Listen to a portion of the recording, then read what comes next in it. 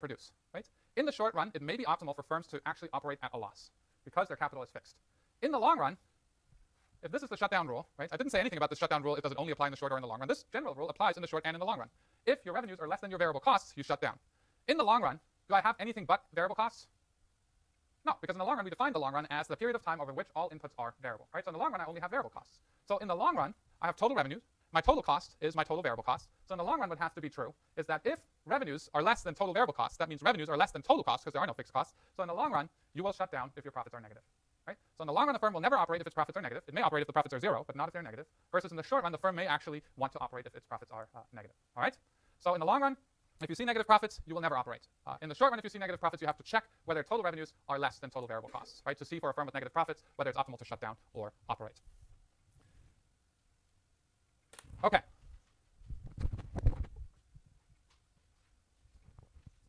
Here we go. I want to make sure that we understand how Max feels about perfect competition, okay?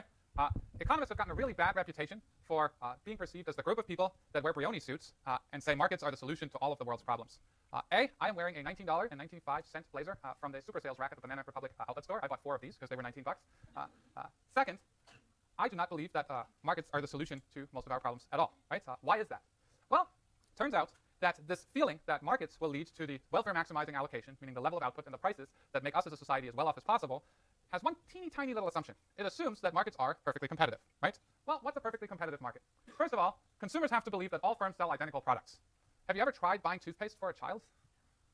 Man, we have 5 different tubes of toothpaste at home, right, alone, but the choice was 600 different types of kids' toothpaste. They now differentiate by age of child as to what is the best way to get your kid to keep his teeth that he's not going to keep forever clean, right?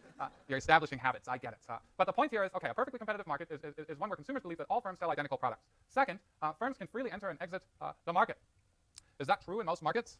You can open and close down firms as you wish? Who here would like to open a nuclear power plant? Have you ever tried opening a nuclear power plant? Do you think this is a free entry and exit? No, right? It's really hard to open nuclear power plants. Have you tried opening a salad vending store in Berkeley, California ever? Intermezzo has been burnt down for 2 years. It's still a bare patch of land, right? We're all crying and want salads, and it's still nothing's there. So the point here is free entry and exit, whether you get to start a company in certain markets or whether you get to shut down, is not an assumption that we see hold in most markets, right? There are requirements for being able to enter and sometimes requirements for shutting down. If PG&E, or actually that's a bad example, if a generating firm in electricity markets wants to shut down a major coal-fired power plant, can they just shut it down tomorrow and say that's it? The regulator has something to say about that, right? So the point here is whether you get to enter or exit the market is often not a free way. We also have to know the prices charged by firms. Okay, so you as a buyer have to know what the prices the firm really charges, and I as a seller have to know what prices you're actually willing to pay. Has anybody bought a used car lately? It's real. Well, you guys are poor because you're in school, right? You haven't bought anything. You're buying coffee and paper and books. But the point here is I have no idea what the true price of a Honda, Fit, or as they call it in Europe, the Honda Jazz, that sounds fancy, actually is in a certain condition. We're clearly working on giving people more information via Blue Books and Carfax and so on, but you really have to know what the right price is and what the firm's ultimately willing to accept for a certain unit. Transactions costs are low. I'm not even going to dare asking whether anybody here has bought a home because you shouldn't raise your arms and I'm not allowed to ask you that question. But the point here is I bought a house. I saved money for 25 years and finally bought a house, and now I'm spending the rest of my money fixing it up. I can hardly walk today. So the point here is when you buy a house, are there transactions costs? Why do realtors drive Mercedes? Well, because the realtor made like 40 grand off the sale of my house, right? So there are transactions costs. If you want to buy or sell something, often part of the value of transaction is not actually the value of the good. It's the value of, part of the value of the transaction is some sort of transactions costs. Transactions costs don't just have to be money. They can also be time, right?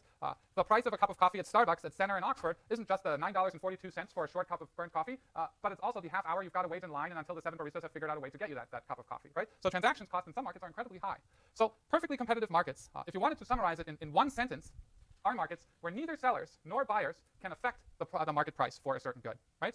So that, of course, depends on how you define the size of the market. But here, we're going to talk about perfect competition as one where there's perfect information, or low transactions costs, free entry and exits, and everybody's selling identical products. So if you're thinking about what type of market actually satisfies the criteria of perfect competition, you're going to come up with a set of markets that are very, very limited, right? So some commodity markets are pretty close to perfectly competitive, not all of them, right? For example, if you're thinking about the market for crude oil, is that a perfectly competitive market? Why not? Yeah, it's a cartel, right? Major sources of production are major producers got together and they control how much they sell into the world market, and that affects the price. So the market for oil isn't a good example of a perfectly competitive market. Market for wheat, pretty close, pretty close. Other things like copper and so on, we could talk about that. But once you start thinking about any market for any good you possibly want to think about, it's really hard with a straight face to tell people that it satisfies all of these conditions. What I want to say here is that essentially most of the markets we think about are in some way or another not really fully perfectly competitive. What I'm going to show you is that if you find a market for a good that's perfectly competitive, that market, left alone, will maximize the welfare of society. And I will define exactly what I mean by welfare, so we know what we're maximizing here, but that holds. The issue here, of course, is that those markets are very, very rare. So most of the markets we think about, the market left alone doesn't actually reach the socially optimal allocation. We will spend a lot of time on these things called market failures, where the market left alone will not get us to where we want to be as a society. Okay. So what I want to think about is, I want to think about the short run for a perfectly competitive firm. Max, you just told me that perfectly competitive firms are rare and maybe like unicorns, right? I don't know if I've cracked my that joke yet, but I'll crack it again. So the closest we maybe get to a unicorn is some sad-looking rhino in the middle of nowhere somewhere, right? But it's not quite. It's cool. Very, very rare. Chances that you'll actually see one in the wild, unfortunately, are very small at this point in time. They're beautiful, but they're not unicorns, okay? But pretty close. So why do you insist on using this unicorn market and spending 5 lectures on it? Well, it's a perfect thing, all right? It exists in our minds in a couple of examples in reality, maybe, and it serves as a benchmark. It serves as a benchmark because if it exists, and if we find an example of it, then the market left alone will maximize social well-being or social welfare, and then what we can do is we can compare deviations from perfect competition to competition and measure how far away from a perfect world we really are. So when I talk about perfect competition, I don't speak about it as something we necessarily want to aspire to, but something that's a really good benchmark and something we can measure how far away are we from it in the real world where markets do fail. All right? So short-run competitive output decision. So if there is a perfectly competitive firm, a single firm that cannot affect market prices, right, and consumers in this market can't affect prices either, what happens? If a firm is price taker, that's equivalent to saying no matter how much I produce, I always get the same price. Question in the back. But you got to speak up because there's like a mile between us. I do, all right? And I haven't shown that to you yet, but I will, all right? So I'm going to ask you to trust me that I can show you that if markets are perfectly competitive, which they rarely are, it maximizes a measure of social welfare. It doesn't say anything about equity, right? It doesn't say anything about who gets what slice of the pie. It just says it makes the biggest pie possible, all right? I haven't shown that, but I will. All right, so if a firm's a price taker, that means no matter how much output the firm produces, it gets the same price per unit of output because it can't affect its output decision doesn't affect market price. So if that firm sells 1 more unit, how many more dollars does it get? You can't see that, right? I'm hiding it. Should I play the episode of In Between Two Ferns with President Obama? That would be more entertaining. Yeah? I never thought that was going to happen, but it did. All right. If you sell 1 more unit and you can't affect price, you sell 1 more unit and you can't affect price, how many dollars are you going to get? It says it on the slide, and it starts with P. Market price, right? So there's an equilibrium price in the market. That's how many dollars each unit in the market sold sells for. So if each individual firm sells 1 more unit, they get P more dollars per unit. So the marginal revenue, the additional revenue you get as a competitive firm if you sell 1 more unit is exactly P dollars. So no matter how many more units you sell, for each additional unit, you get P additional dollars. So what we said is that a profit-maximizing firm maximizes profit at the output level, where marginal revenue is equal to marginal cost, right? And here, for the perfectly competitive firm, marginal revenue is equal to price. So the perfectly competitive firm maximizes profits, where marginal cost is equal to price, right? So price equals marginal cost. That's the output decision for the perfectly competitive firm. Bless you. Output for competitive firm, which is different, in some sense, less general than the rule of marginal revenue equals marginal cost. All firms set output where marginal revenue equals marginal cost. For the perfectly competitive firm, marginal revenue is just price. Therefore, for the perfectly competitive firm, price equals marginal cost at the profit-maximizing output level. We will see that, for example, for a monopolist or an oligopolist or sort of firms with weird names, this doesn't hold, and we'll go back to marginal revenue equals marginal cost, because for those firms, marginal revenue is not equal to price, as we'll see. But for the perfectly competitive firm, that is true. Okay, so Max, that was interesting. Your jokes are lame today, but that's all right. You thought we had short memory, but we don't. Everything you've blabbed on about for the past half hour or so in the last 5 minutes of last lecture had to do with this profit curve, right? You said to tell me to trust me that this profit curve exists, and then you told me a bunch of stuff that's really important about individual firms, and you were hoping that I would forget that you would tell me how this profit curve comes about. So I'm going to show you right now how that profit curve comes about, all right? So let's do it. This is a pretty crazy picture. I don't know if you're ready for it. It looks like this. I'm not ready for it. Deep breath. Here we go. All right, so what I'm going to draw on the top here is I'm going to draw my total variable costs in the short run, and I'm going to draw my total costs in the short run, right? I know total variable cost looks something like this, and total cost is just this plus fixed cost, right? So let's say 2 squares of fixed cost on top of that. So 1, 2, here, here. So bless you. That's terrible. Let me try that again. That boring? Really? I agree. This is not thrilling. Okay. This is total cost, right? All this top pathetic-looking curve is supposed to be is pick the total variable cost, click copy, and move it exactly vertically up by total fixed costs. All right, so what does this mean? This means my total cost of producing whatever unit amount here are this black curve right here. My total variable cost of producing any unit are this black curve right here. So if I wanted to draw the curves that I really care about, which are average variable cost and marginal cost, I can off of this set of curves here, right? I know average variable cost here is U-shaped because we're in the short run. And I know average variable cost has its minimum, where the line from the origin is tangent to the total variable cost curve, right? Roughly at this output level right here. So average variable cost goes from decreasing to increasing here. And what do I also know here? Well, at the minimum of average variable cost, the marginal cost curve cuts through here. And I know that the marginal cost curve goes from decreasing to increasing at the inflection point right here. So marginal cost looks something like, Oh. Okay, last try. If I don't get it, I add another pound to my chocolate. Promise. Okay. Here we go. So we've got marginal cost and average cost. Pretty cool.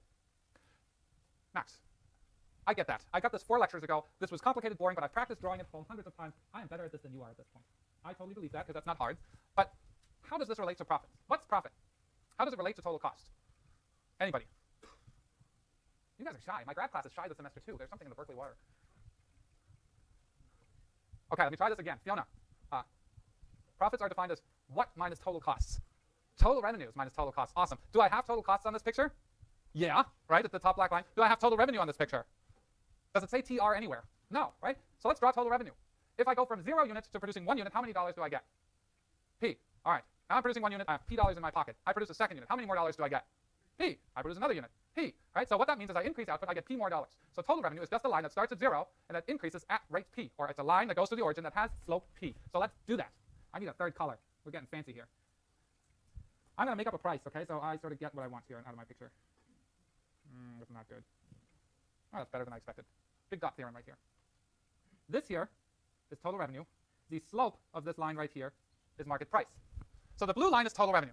So as Fiona just correctly stated, Fiona also gave an excellent presentation of her second year paper yesterday, so she's sitting there all relaxed.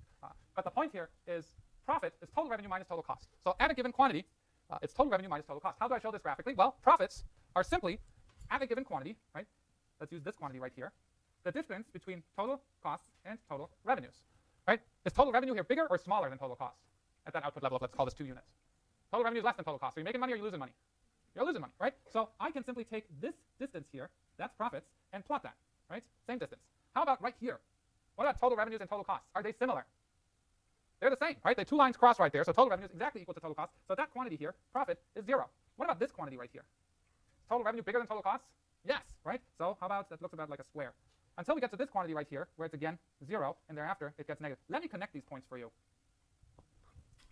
Okay, close your eyes. You don't have to. Open them. Oh, whoa, that's the profit curve we saw at the beginning of class, ladies and gentlemen. What gives the profit curve its shape? Well, total revenue for a perfectly competitive firm is a straight line. So the shape of the total profit curve here, this blue line right here, just comes from the shape of the total cost curve, right? So that's a really beautiful thing. So this is where the profit curve comes from. All right, this is what we started with. It's simply the vertical distance between total revenue and total cost. For a perfectly competitive firm, because it's a price taker, its price it gets per unit is independent of the quantity it's produced. This total revenue curve here is a straight line. All right? For a non-competitive firm, that total revenue curve may actually be a not-so-straight line. Now, one last thing of this picture, and this is one of these examples of the pictures. It looks complicated, but I sort of get what I'm doing, and then you start drawing it yourself, and you're starting to panic. This is one to practice, okay? How do I know what the optimal output quantity is here? Well, I know optimal output is where profit is maximized, right? So it should be this point right here. So let's look at that point. Let's draw a line through it. I'm going to pick a third color. I'm going crazy today. Okay, so at this output quantity right here, I'm arguing because profits are at their highest. That's where the firm should produce. How do I see that? I see that because my profits are at their highest point. That's the same thing as saying that this distance right here is maximized. Right, so that little distance up there between total revenue and total cost is exactly equal to this height right here. Same distance. And that should be the profit maximizing output level. I wish I had money on me today. I really want to pay somebody. Okay, I have something that carries a tremendous amount of value. I will give you the shoelace. All right, because I got a box of them. But for this shoelace, it's really special to me. It's been with me for like 10 years. It's taught about, 2,000 undergraduate students about slopes. This is a hard question. Should this firm shut down or not? All right, that's a really hard question from this picture. Anybody want to take it? If you're wrong, it's fine. You'll still get the shoelace. Take a stab at it. Hit me. The answer is right. All right. The mechanism behind it is almost right, but